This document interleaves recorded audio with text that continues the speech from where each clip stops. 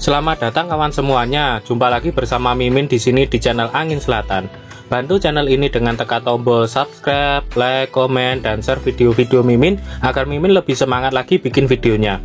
Dan channel ini jadi lebih berkembang ke depannya. Dan Mimin juga doakan kawan semuanya diberikan kesehatan dan rezeki yang melimpah. Jika ada yang mau traktir Mimin kopi, bisa lewat link Saweria. Linknya sudah Mimin cantumkan di deskripsi. Oke, tidak usah lama-lama lagi, kita masuk saja ke ceritanya.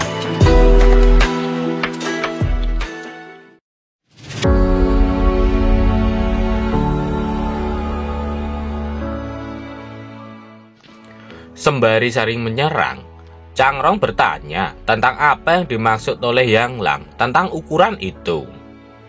Dan tanpa ragu, Yang Lang akan menjelaskannya jika Changrong ingin mengetahuinya. Sembari menahan amarahnya, Fu Gui berkata, Tunggu! Aku tidak akan ikut campur dalam urusan antara kalian. Jadi, jangan bicara omong kosong. Bagaimana? Karena Fu Gui tidak jadi membantu Changrong, dia kecewa karena Fu Gui malah mengabaikan kematian mereka begitu saja. Dan Yang Lang pun tersenyum sembari mengatakan jika dia sepakat dengan Fu Gui. Sialan, aku hanya bisa bertarung dengannya dengan kekuatanku sendiri. Sialan, ku mau keluar, ucap Changrong yang sudah tak kuat lagi menahan pukulan dari Yang Lang. Dan tak lama kemudian, Yang Lang langsung menebas lagi dengan pedangnya dan membuat ketiga master bodoh itu terlempar ke belakang hingga menghancurkan pintu di belakang mereka. Dan terlihatlah keadaan ketiga master sekte itu yang sudah terluka parah dan tak sadarkan diri lagi. Beberapa orang di sana mulai membicarakan kehebatan Yang Lang yang berhasil mengalahkan tiga master sekte sendirian. Mereka tak tahu dari mana dia berasal.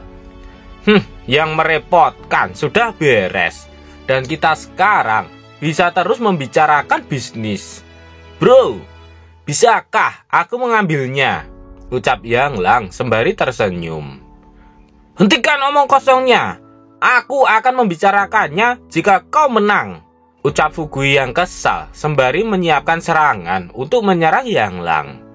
Dalam hati Yang Lang, aku sudah kehilangan banyak energi saat melawan mereka bertiga barusan. Tetapi Fu Gui masih segar bugar. Aku harus mengisi ulang energiku kembali.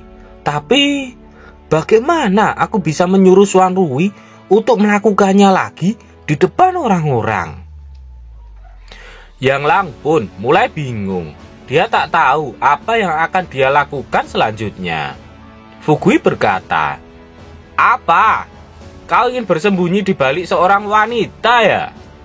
Dalam hati Fu Gui, benar saja, Xuan Rui adalah kunci untuk dia bisa menjadi lebih kuat.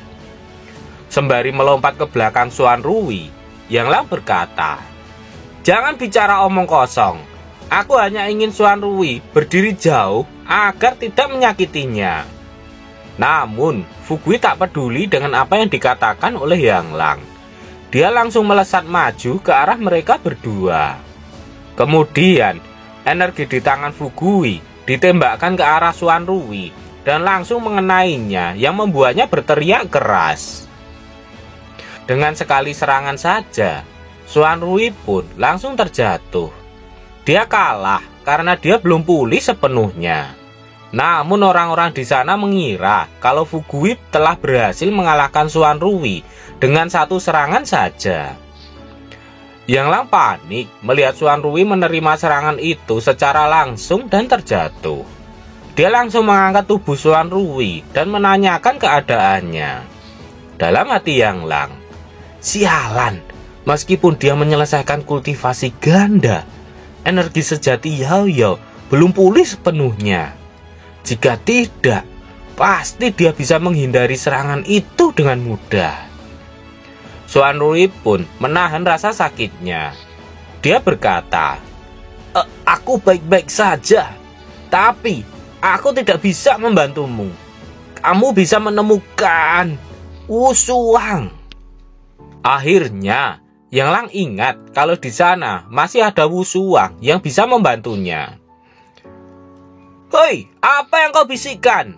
Apakah kau ingin bertarung atau tidak? Jika tidak mau bertarung, aku akan menikah," ucap Fu Gui. Yang Lang bersiap melakukan sesuatu dengan menggunakan sisa-sisa energinya pada kedua kakinya. Dan setelah itu, dia melesat cepat melewati orang-orang di sana. Bahkan dia juga bisa melewati Fu Gui dengan mudah dan menembus tembok, lalu melompat ke atap rumah. Pelayan wanita itu mengatakan kalau Yang Lang telah menculik pengantin wanitanya.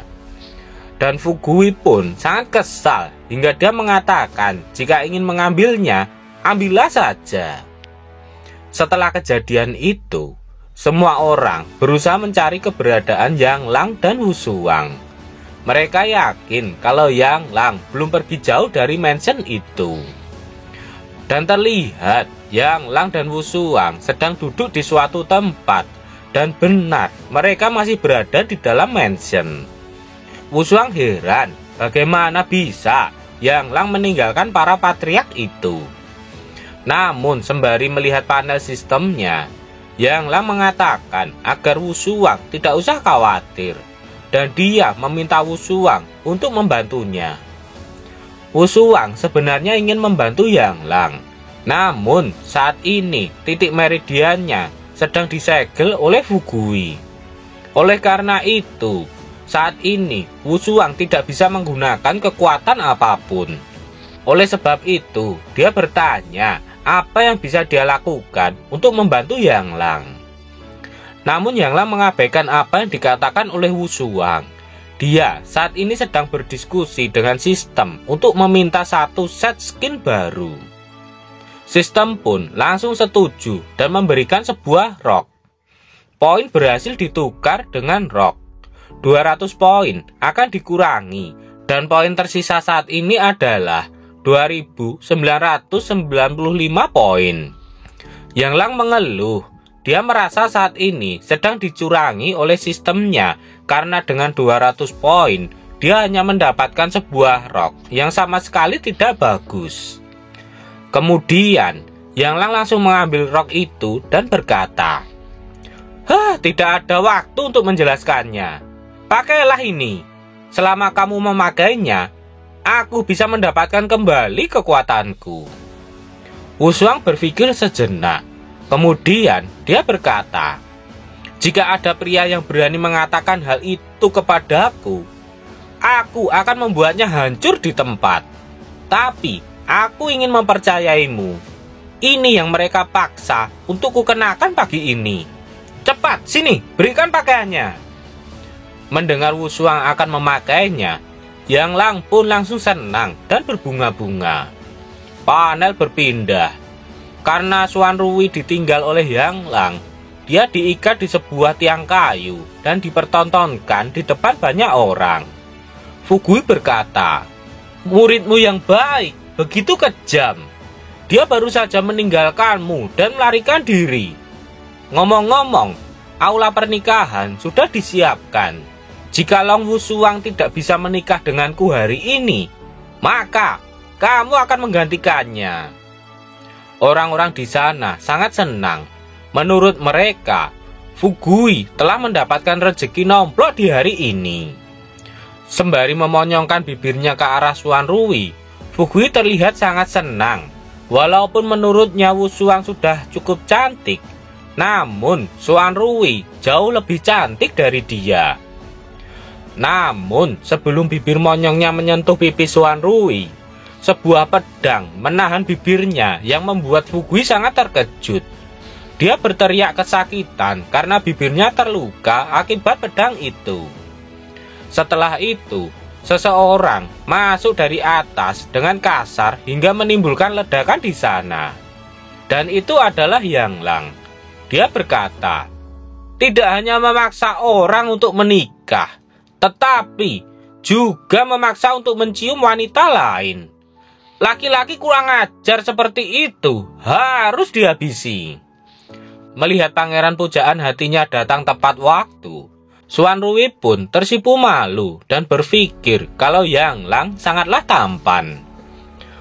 Fugui tambah kesal dengan Yang Lang. Dia menyuruh Yang Lang untuk menyingkirkan pedangnya jika dia memiliki kemampuan. Fugui menantang Yang Lang untuk bertarung dengannya dengan tangan kosong jika Yang Lang memang seorang laki-laki. Tak ada kata takut dari Yang Lang. Dia langsung menyetujui apa yang diminta oleh Fugui. Yang Lang maju mendekat ke arah Fugui tanpa membawa pedangnya. Karena Fugui berhasil membuat Yang Lang melepaskan pedangnya dan maju mendekat ke arahnya, Fugui pun langsung melesat maju dan menggunakan pukulan gelombang untuk menyerang Yang Lang. Dalam hati Fugui, bocah, kali ini kau akan berakhir. Aku jauh di atasmu dalam hal kecepatan dan kekuatan. Hanya untuk membuatku aman, aku akan menggunakan sengatan beracun dari kodok hantu. Bahkan jika kau memiliki 9 nyawa, kau akan mati di sini.